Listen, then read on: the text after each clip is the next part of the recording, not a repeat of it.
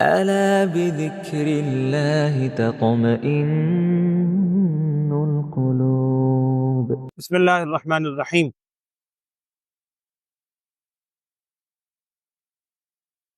سورہ والفجر 30ویں پارے کی صورت ہے، اس کی ابتدائی آیات انشاءاللہ ہم آگے پڑھیں گے۔ اس میں اللہ جل شانہ نے قسم کھائی ہے چند چیزوں کی، والفجر ولیال عشر والشفع والوتر واللیل اذا یسر، اور آگے فرمایا حل فی ذلک قسم لذی حجر۔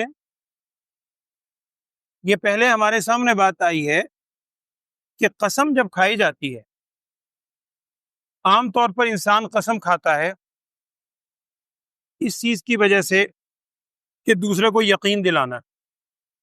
میری بات کو کوئی یقین نہیں کرتا، میں کہتا ہوں اللہ کی قسم ایسا ہی۔ اپنی بات میں وزن پیدا کرنے کے لیے یا دوسرے کو یقین دلانے کے لیے عام طور پر قسم کھائی جاتی ہے۔ اللہ جل شانہ کی ذات کو قسم کھانے کی حاجت بظاہر تو نہیں لگتی، اللہ کی ذات تو سب سے بلند ذات ہے، اور یہ کتاب بھی وہی ہے، ذالک الکتاب لا ریب فیہ، جس کتاب میں شک کوئی نہیں۔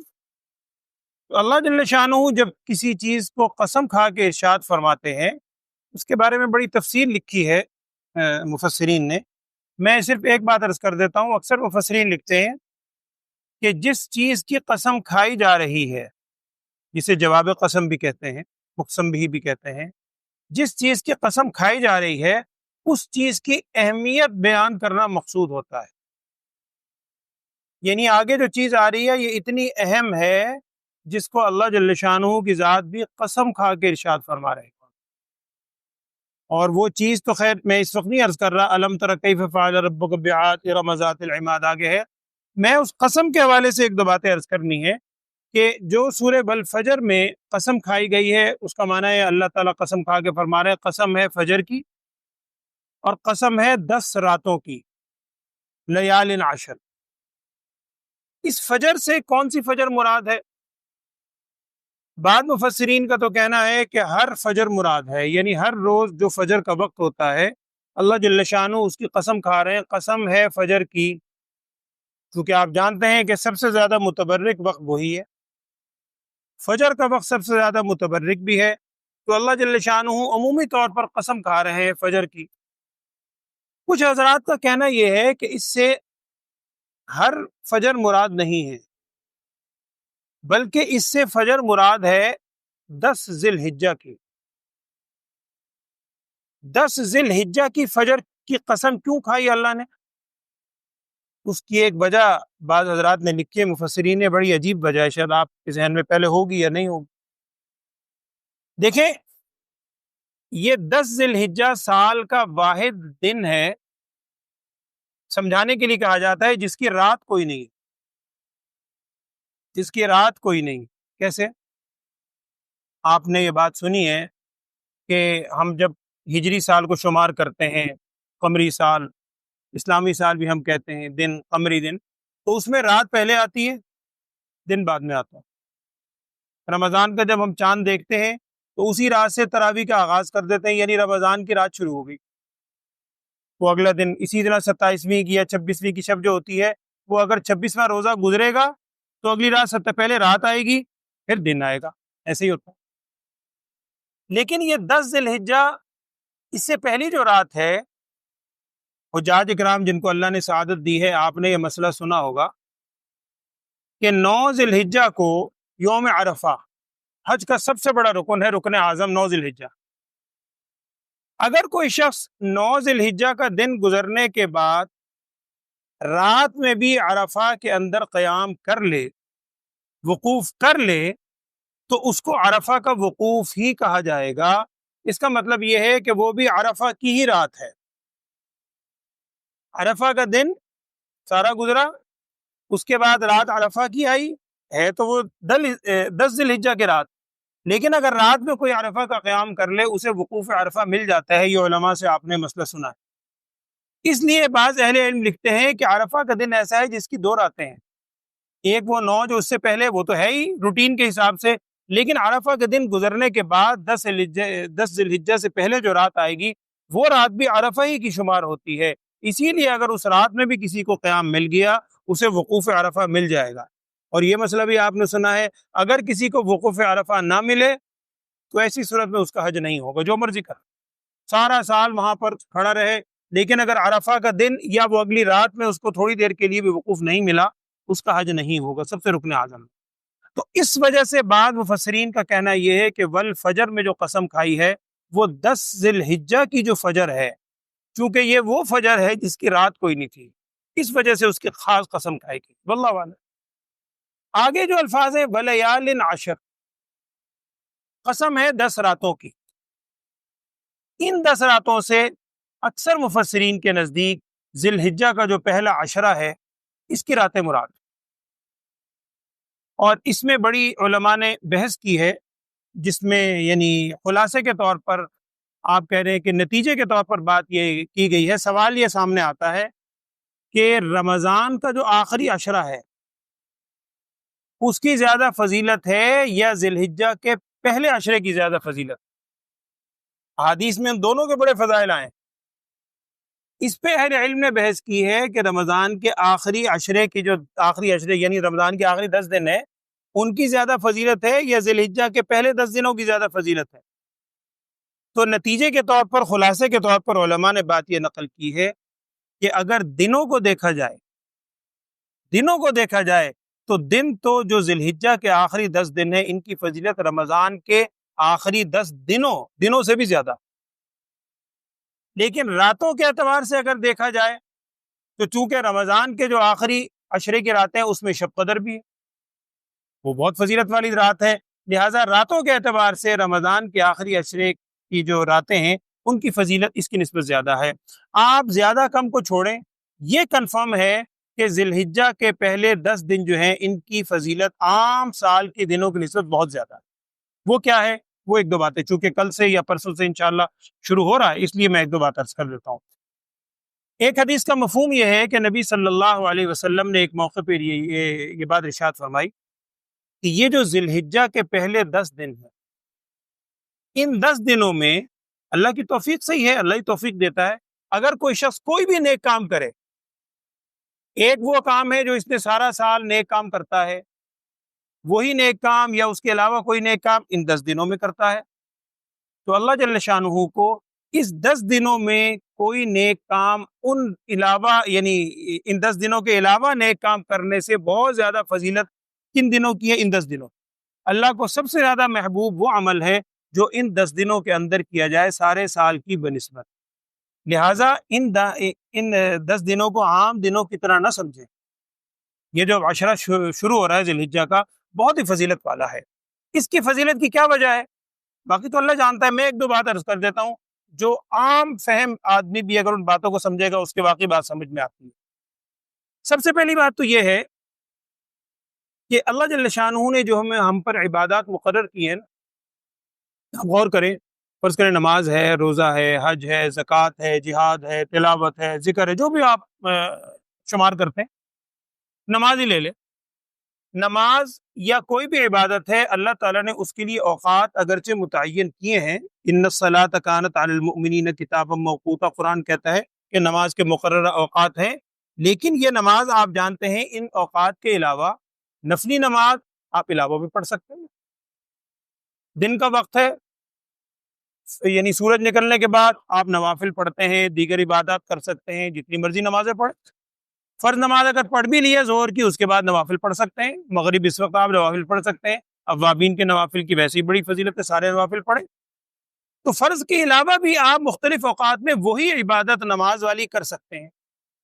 روزہ سال میں 1 مہینے کا فرض ہے، لیکن پورے سال میں 5 دن کے روزے حرام ہیں، آپ جانتے ہیں، ان کے علاوہ کس دن میں بھی آپ وہ روزے کی عبادت نفلی طور پر کر سکتے ہیں، کر لیں۔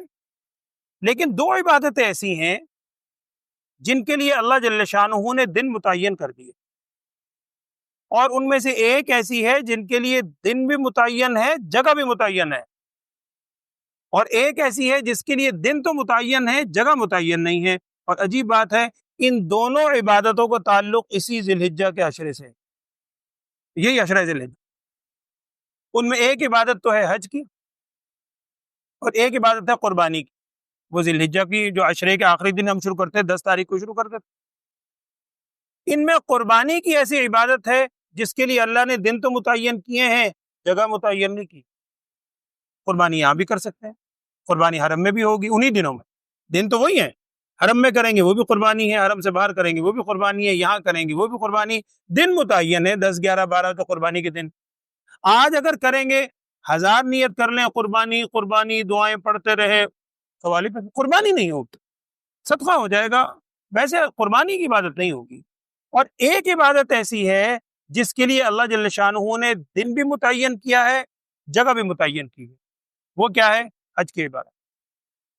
وہ عبادت ایسی ہے کہ اس کے لیے دن بھی متعین ہے، لیکن آپ وہیں عرفات میں، مزدلفہ، منی وہیں جائیں گے تو حج ہوگا۔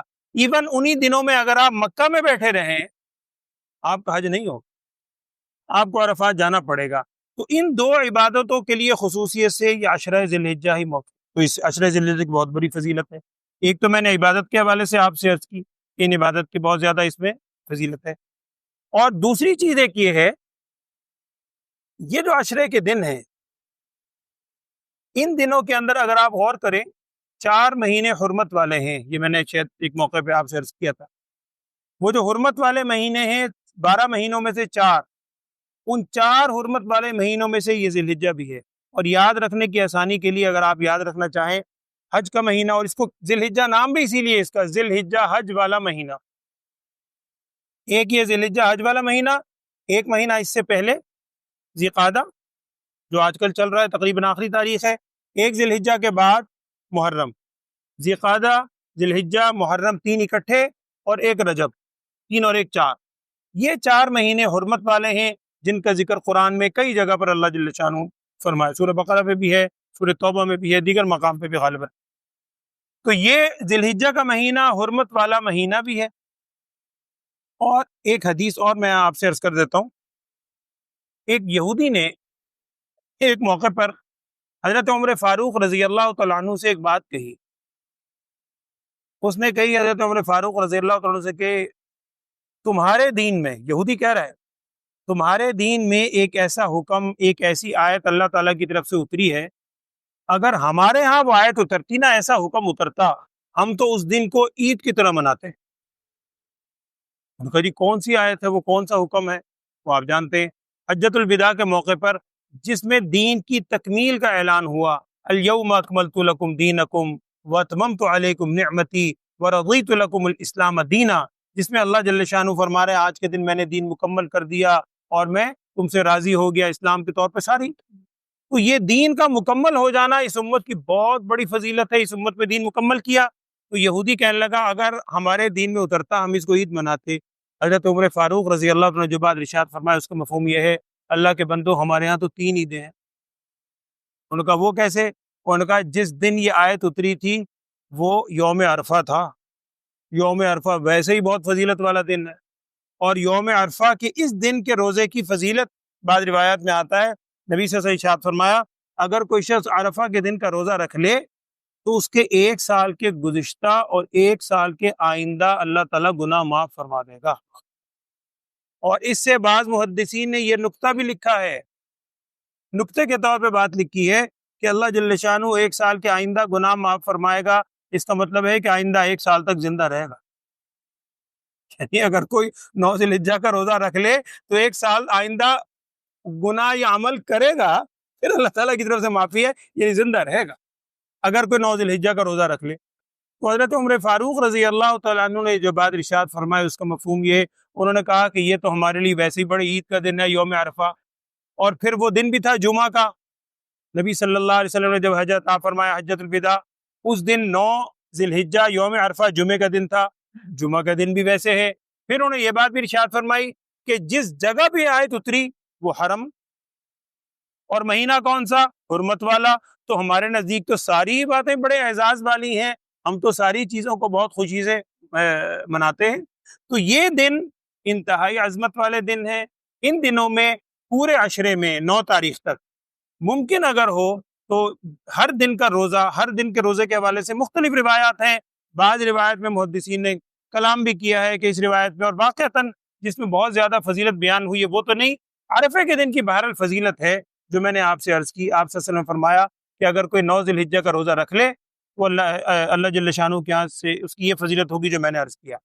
یہاں پر بس ایک دو بات اور ذہن میں رکھیں، یہ عرفہ کے دن کی فضیلت علماء نے نقل کیا ہے کہ یہ فضیلت اس شخص کے لیے ہے جو حج پر نہ ہو، جو حج پر گیا ہوا ہے، جو یوم عرفہ میں وقوف عرفہ کر رہا ہے، اس نے اس دن پورا وقوف عرفہ کرنا ہے، اس کے بعد واپس آنا ہے، اس نے بہت محنت کرنی ہے۔ اور نبی صلی اللہ علیہ وسلم نے بھی جب یوم عرفہ تھا حج کے موقع پر، آپ صلی اللہ علیہ وسلم نے صحیح روایت میں یہ ہے کہ روزہ نہیں رکھا۔ بعض صحابہ نے پوچھنے کے لیے آپ صلی اللہ علیہ وسلم کو کوئی چیز پیش کی، آپ صلی اللہ علیہ وسلم نے وہ نوش فرمائی، تو آپ صلی اللہ علیہ وسلم کو روزہ بھی نہیں تھا۔ ہاں، باہر کے لوگ جیسے ہم لوگ ہیں، ہم حج پر نہیں ہیں، ہمارے لیے افضل ہے کہ ہم اسے ایک دن کا روزہ رکھیں۔ ایک بات اور ہے جو اس کا اگر خیال رکھ لیں تو اللہ تعالیٰ عمل کی توفیق دے، بڑا اجر و ثواب والا کام ہے۔